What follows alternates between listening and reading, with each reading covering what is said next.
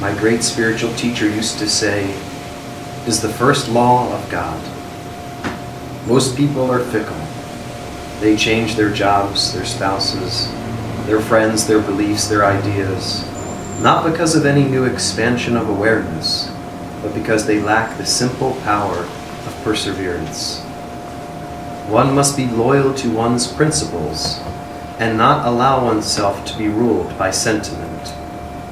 To be loyal to others and not to one's assumed goals in life, not for sentimental reasons, but in the name of principle, is the way of divine progress.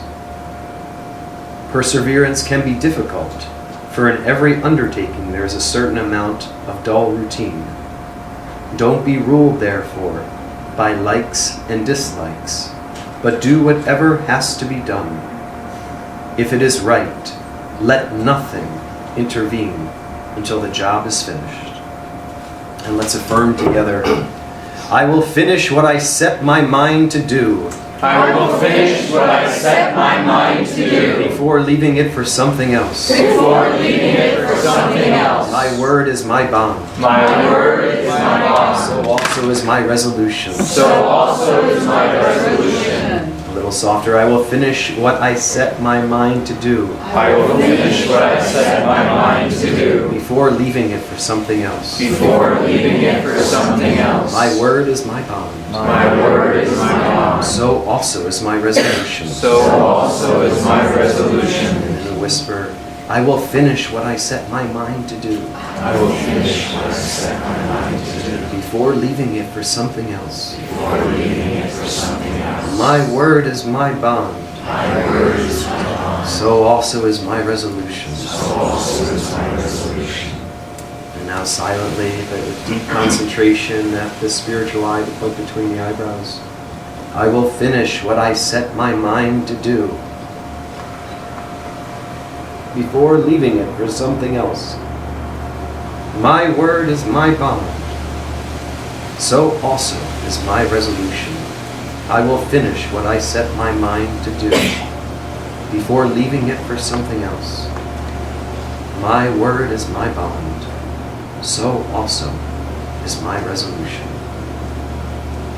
And silently pray with me. Through the sirens of distractions, though the sirens of distractions call me to turn aside and relax the sternness of my dedication, keep me steadfast on my path, Lord.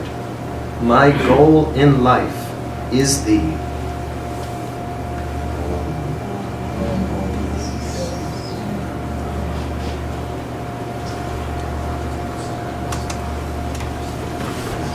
Good morning, everyone. Welcome to our Sunday service.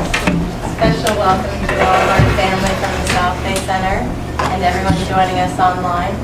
I'm Dharma Devi, that's my husband Narayan, and this is our very special guest, Nayaswami Devarshi, who has led us through a beautiful Kriya weekend. This is week 47, Reincarnation, the Spiral Staircase.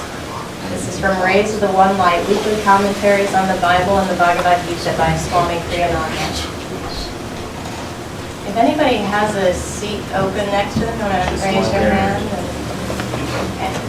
We have one seat. Somebody take it.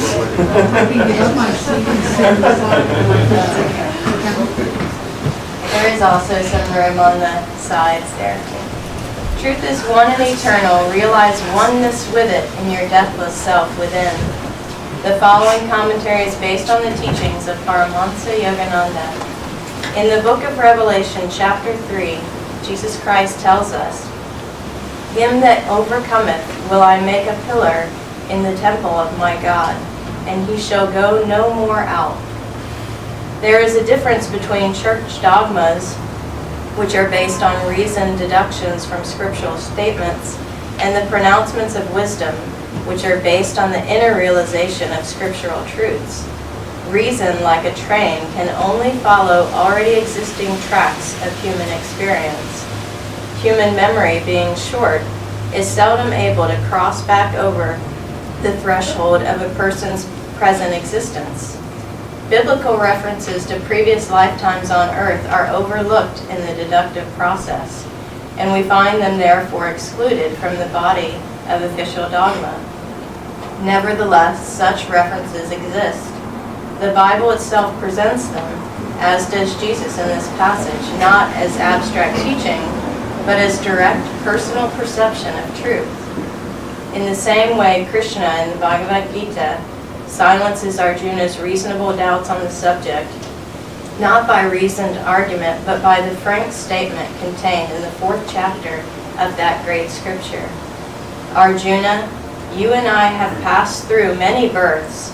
I know all of them, though you, O chastiser of foes, recall them not. Thus, through Holy Scripture, God has spoken to mankind.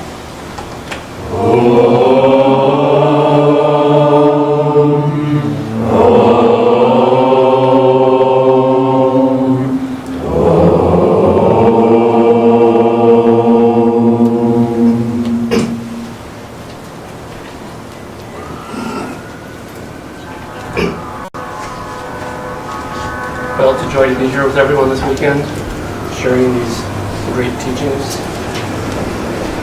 This is a reading from Whispers from Eternity by Paramahansa Yogananda.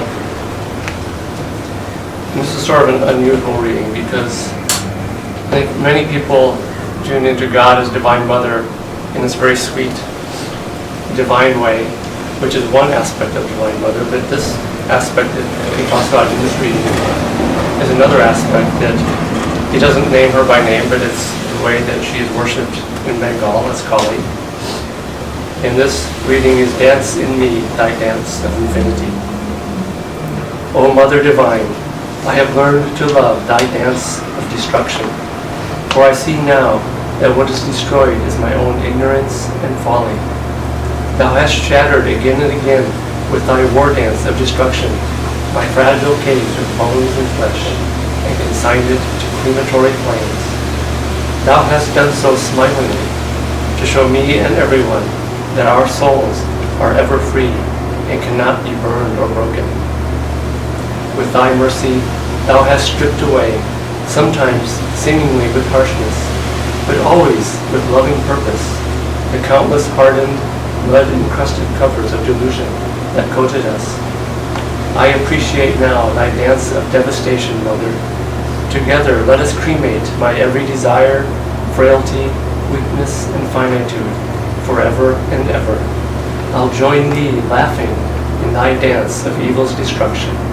O Mother, since nothing more is left now of my finiteness for Thee to destroy, dance in me Thy dance of infinity and of cosmic love. Amen.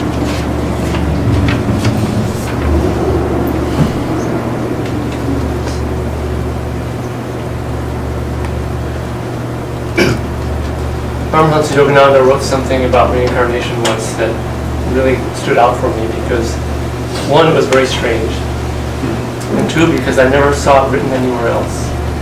And I don't know if he meant it literally or figuratively, but he said that reincarnation was created by Satan.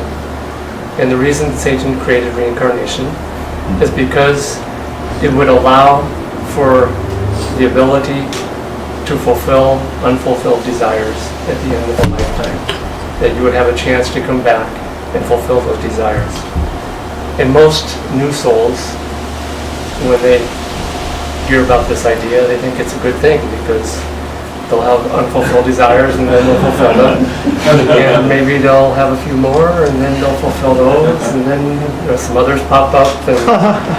And it takes millions of incarnations before they start to catch on to the game. And they come in many forms, these desires, but for everyone that's fulfilled in a lifetime, there's 100 more that are created. And the whole idea, the delusion of reincarnation, is that we can finish our karma by fulfilling all of our desires. And what happens is that finally the soul catches on after a few million incarnations. Yogananda said something else really, really strange. He said that if a soul reincarnates and starts to catch on too quickly to this idea that you can't really fulfill all your desires, and there's all these attractions and desire for human love and fame and wealth and this. Yogananda said that a soul will reincarnate on a completely different planet so that it looks a little different and it doesn't catch on as quickly. Now, that's not very fair, is it? Eventually what happens, Master said, is that one experiences what he calls the anguishing monotony of this endless, seemingly endless cycles of birth and death and birth and death. And finally you wake up to the realization that, I've done this before. Different form, it looked a little different, the person, the fame, structure looked different, but it was the same thing, and it didn't make me happy. And man, this is getting really boring. It reminds me of it was a game or a toy, I don't know what to call it, when I was growing up. And I mentioned yesterday, I have an identical twin brother, and we were good buddies growing up. And the reason I remember this, it's one of the only games or toys I ever remember because it was just so stupid. And what it was called Mr. Potato Head. And all it was a few different types of eyes and noses and mouths, little pins in them, and you pin them into this potato and make different faces out of it with these different eyes and mouths and noses. And my brother and I, who, we caught on to things maybe a little more quickly than our parents liked us to. But with this, after about 10 minutes, and we had tried all the combinations, and we looked at each other, it was like, is that it? And this is what the endless cycle of birth and rebirth is like. It's different combinations, different forms. You're born in different cultures and at different times, and things kind of look different, but really, once you get to the heart of it, it's the same, over and over and over and over again, until you realize that, okay, this isn't how I'm going to finish this and be fulfilled. It has to be different. And this is really what brings people finally to the spiritual path. I'm going to quote Nayaswami Jaya, who was supposed to be here this weekend, and I took his place, and he had to go off to India to take care of some business there. But I'll represent him. And he said something very interesting. He said, and I'm paraphrasing him a lot, but he said when he was a young man and looking at what to do with his life, he saw all the different ways and forms that he could take, raising family, having a career, doing all the traditional things that he saw around him. But he's a wise old soul who's been around the block, the Reincarnation block, a few times. And he said he realized that he had done all these things countless times. And he thought, this life I'm going to do an experiment. Isn't that really interesting that you would do an experiment with an entire lifetime just to see what would happen? And that's the attitude that he had, because he realized that there are many, many more opportunities for this experiment if he doesn't get it right. But he thought, I'm going to do something different this lifetime. I'm going to give my life completely to God and see what happens if I do that. And of course, he's lived a very fulfilled, joyful, meaningful life because of it.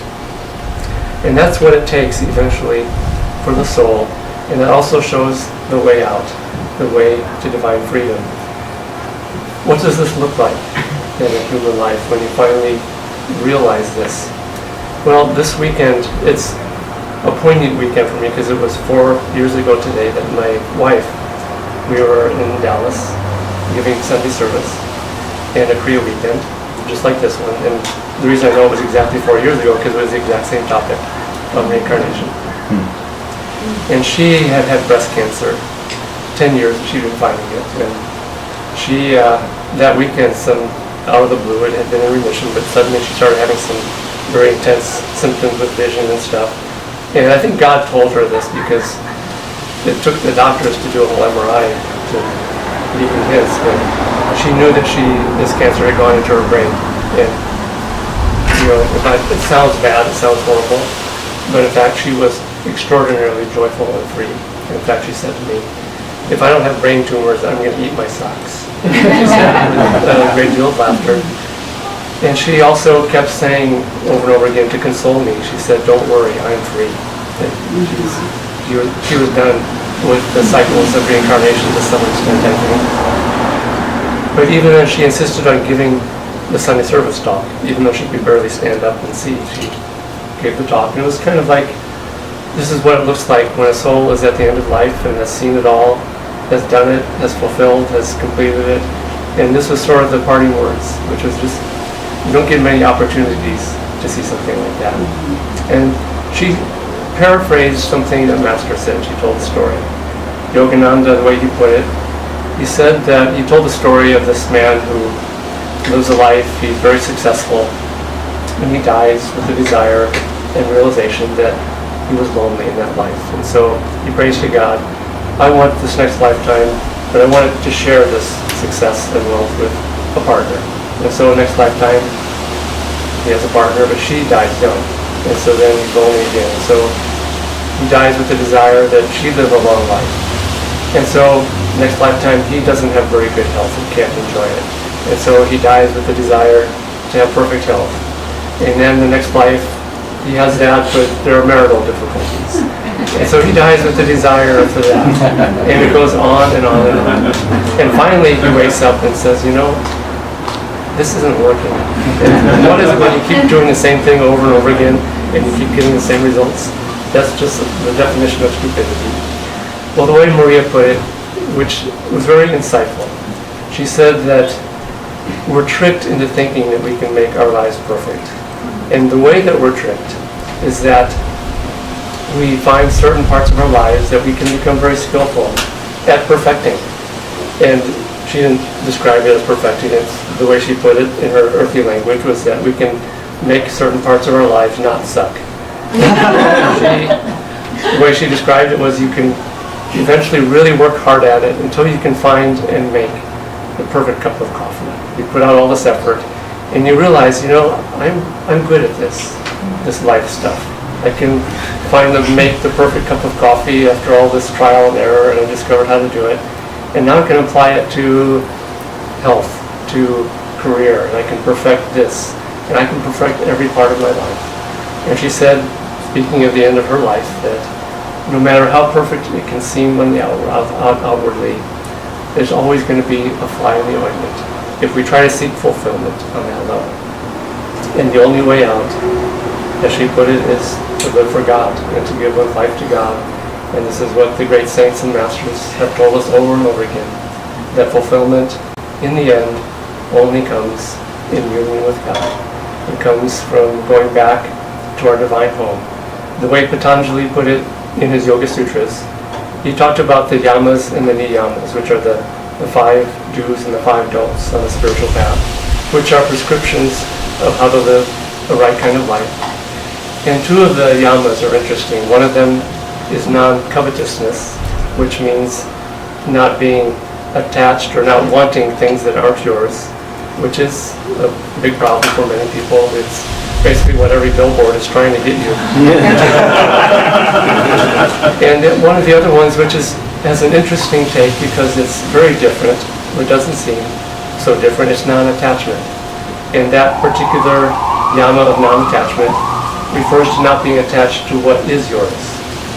And Patanjali gave the definition of what would happen when you perfect each of these qualities.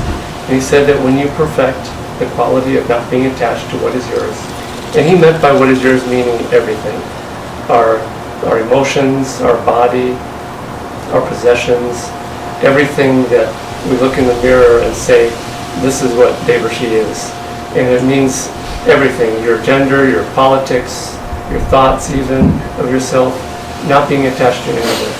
And he said that when you perfect non-attachment, you develop a spiritual power that are called a siddhi. This is what these spiritual powers are that relate to each of these yamas and niyamas. And when you perfect non-attachment, you develop the power to remember all of your past incarnations, which is really, really interesting. You wouldn't logically come to that conclusion.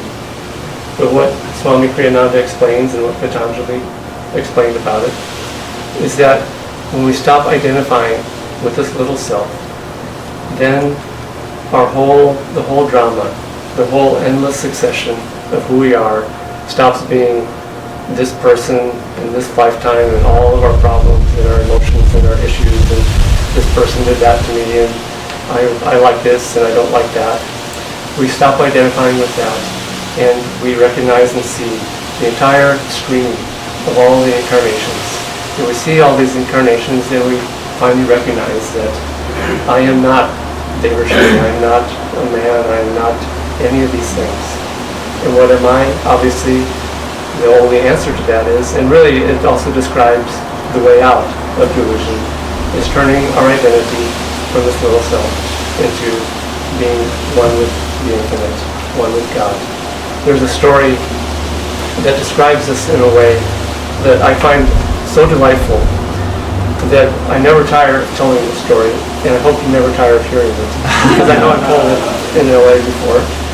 But there was a follower of Yogananda, his name was Brother Ananda, and he was one day giving a public speech. And afterwards he was outside greeting people, shaking hands, and introducing himself and talking to people who had attended. And this woman came up and introduced herself. And she introduced herself quite correctly and somewhat proudly. I'm so-and-so, and my father is the President of the United States. In fact, her father at that time was the President of the United States. And Brother Kriyananda, without skipping a beat, and without even having to think about it, because it wasn't even a thought, it was just who he was, he said, I'm Brother Kriyananda, and my father is the Lord of the universe.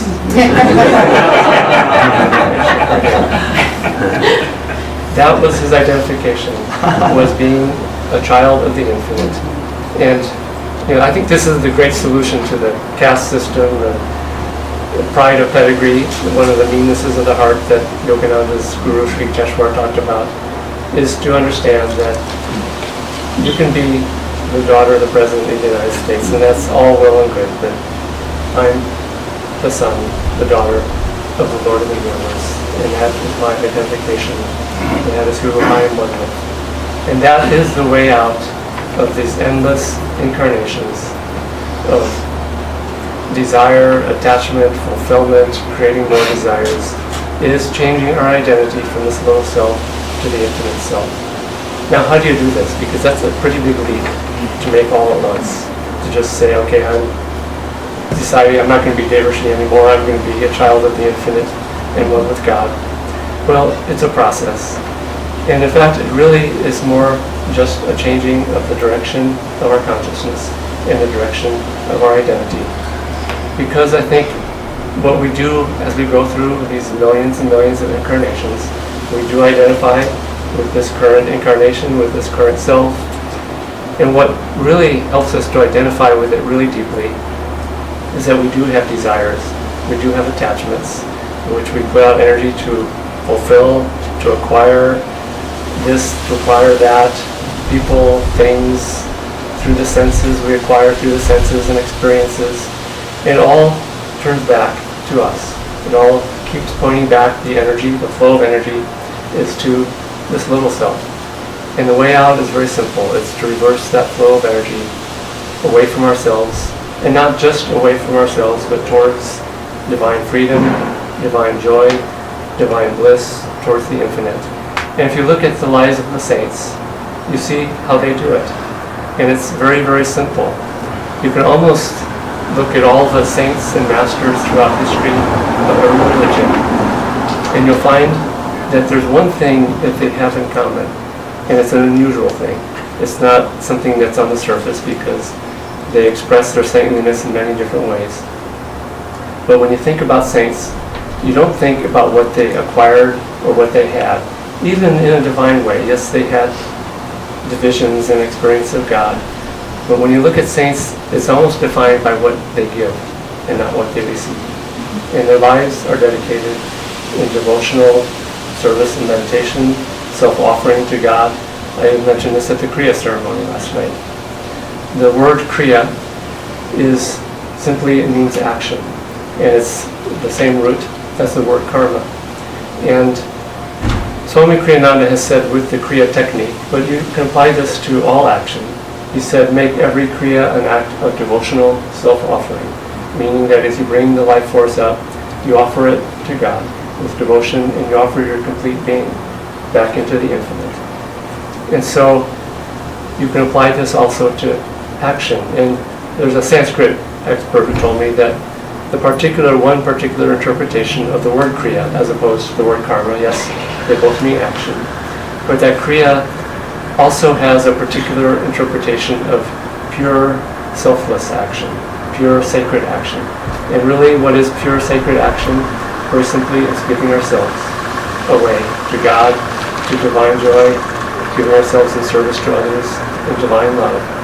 And when one's life is dedicated to that, you will find that everything else comes to you. It's a strange equation, to be honest, because it's not logical, that the more that you give away, the more that you have. But in fact, on the spiritual level, that's exactly how it works. And this you see in the lives of the saints. Swami Kriyananda said one time that he was working on a particular desire and attachment that he had, and he couldn't overcome it on his own terms, in the sense of doing hand-to-hand battle with it. And he knew he wasn't going to defeat it and overcome it just by taking it head on.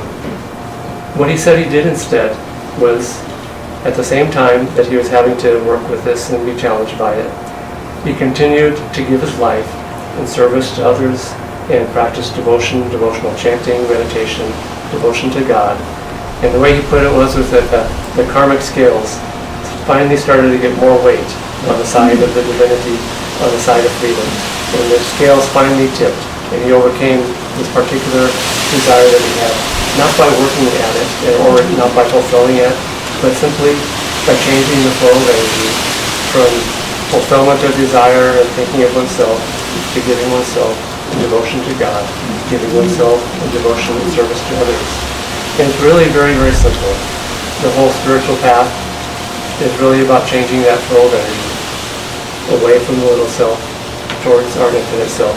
This is really what meditation is. This is why we meditate every morning and evening. It's why we have this festival of life on Sunday, because it's just a reminder that we are not this little self trying to greedily acquire everything and keep what is ours for ourselves. We are, in fact, infinite beings, children of the infinite, and the way out is to change our identity from this little self. And this is why we concentrate at the spiritual eye. This is the altar of spirit. And the more you concentrate there, the more your identity turns towards who and what we really are, divine bliss, infinite beings. So in meditation, in service, practice these things, and you'll find that this is the quickest and easiest way off this endless cycle of birth and rebirth, of reincarnation. There's a misunderstanding, I think, that people have, which is that the way to become free is to, quote, work out all your karma.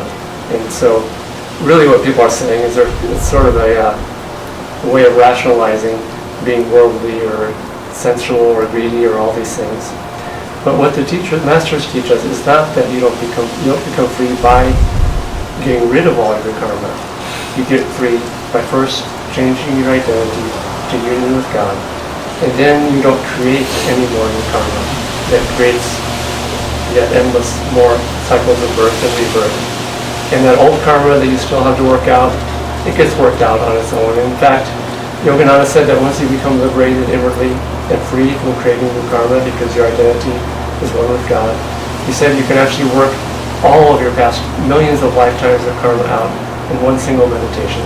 And he said people who are at that level, they actually hold on to some of their karma for a few more lifetimes, simply so that they can be reborn and help their friends and their loved ones to become free. And so follow the masters, follow the saints, follow their example. In the end, it's all about giving yourself in service to others. And in doing that, moment by moment, and just continually changing the flow of the direction of our awareness. In the end, at the end of a lifetime of ups and downs, of serving others, you can say to your loved ones, ultimately, don't worry, I'm free, and you will be free when you live your life like that. So may the blessings of God and the saints and the masters guide us in this process to eternal freedom. You devas of woodland, of mountain and field, come shower on us blessings.